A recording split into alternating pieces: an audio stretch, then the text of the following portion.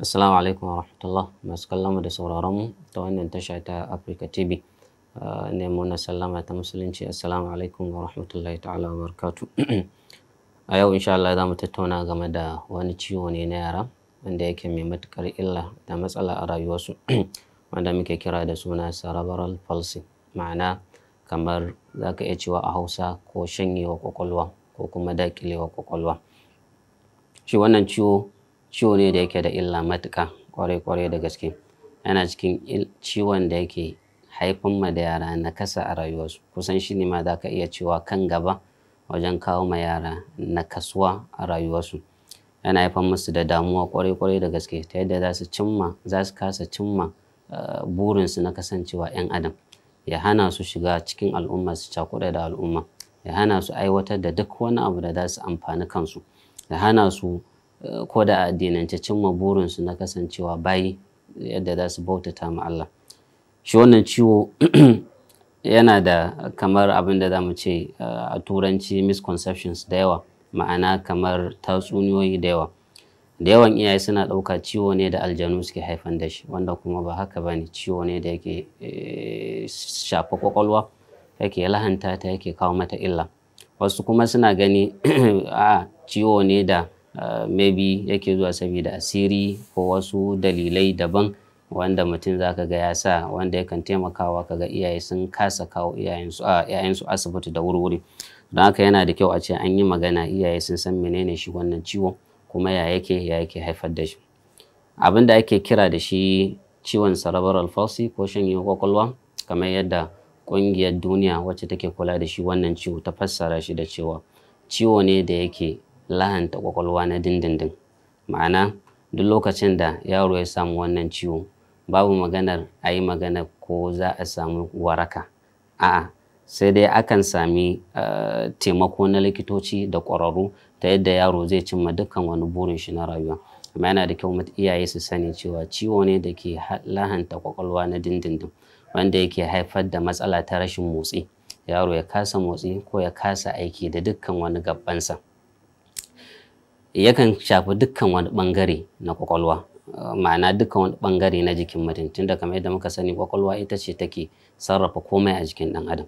Ita take gudanar da duk wani abu da muke yi. Hatta wannan maganar da nake, da motsin da nake da hannuna, da tattaunawa da nake, duka aiki ne na kwakwalwa tare da taimakawa wasu bangarori na sassan jiki.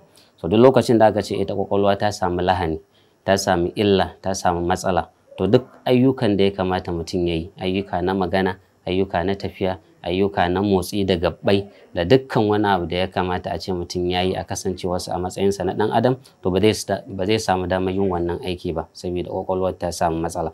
So shi yasa aka fassara shi wannan ciwo ne da yake lahanta kwakwalwa na dindindin, wanda zai haifar da matsala ta rashin motsi ko rashin aiki, ta yadda yaro ba zai iya amfanarwa da kanshi komai ba zai iya yin duk wani abu da ya danganta ko da ya kamata a ce ya yi a kasancewarsa a matsayinsa na ɗan adam ba. Yakan iya haifar da matsala ta ji, matsala ta gani ko matsala ta magana, sannan da matsala kuma ta cin abinci, ta yadda za ka ga yaro ya kasa cin abinci. Wannan ciwo ne da ya shafi duk duniya gaba ɗaya, ba wai ciwo ne da ya shafi ƙasashenmu kaɗai na Afirka ba. A'a, ciwo ne da yake addabar yara, yake haifar musu da matsala a duk duniya. Abin da lissafi ya nuna da ƙididdiga cewa a faɗin duniya akwai yara kusan miliyan 17 zuwa miliyan 20, ya danganta da lissafi. Wasu sun rawaito cewa akwai yara miliyan 17, wasu 18, wasu har zuwa 20 wanda suke fama da wannan ciwo na cerebral palsy. Sannan ƙididdiga ta nuna cewa duk lokacin da, ma'ana a duk cikin yara 1000 akan sami yara mutum 5 ko sama da haka da suke fama da shi wannan ciwo na shanyewar kwakwalwa.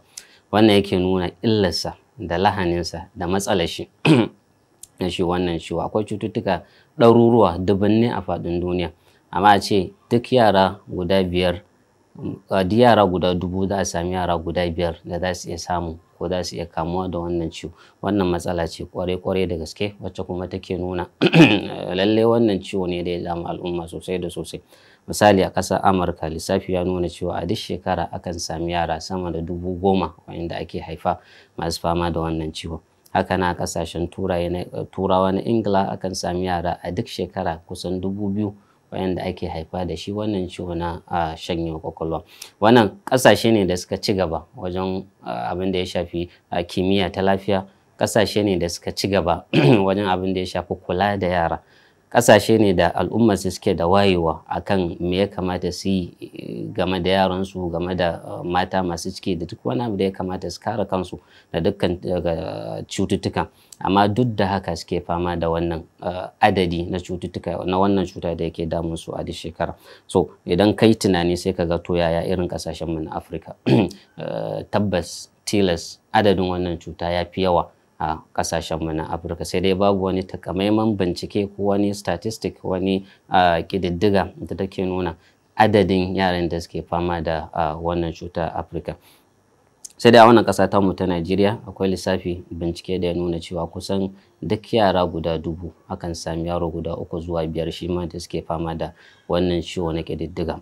A shekarar 1991 an yi bincike a garin Ibadan wanda yake nuna kusan yara kaso 16 da suke zuwa ɗakin ganin likita na kwakwalwa suna fama da wannan ciwo na shanyewar kwakwalwa, wanda yake nuna yawan cutar.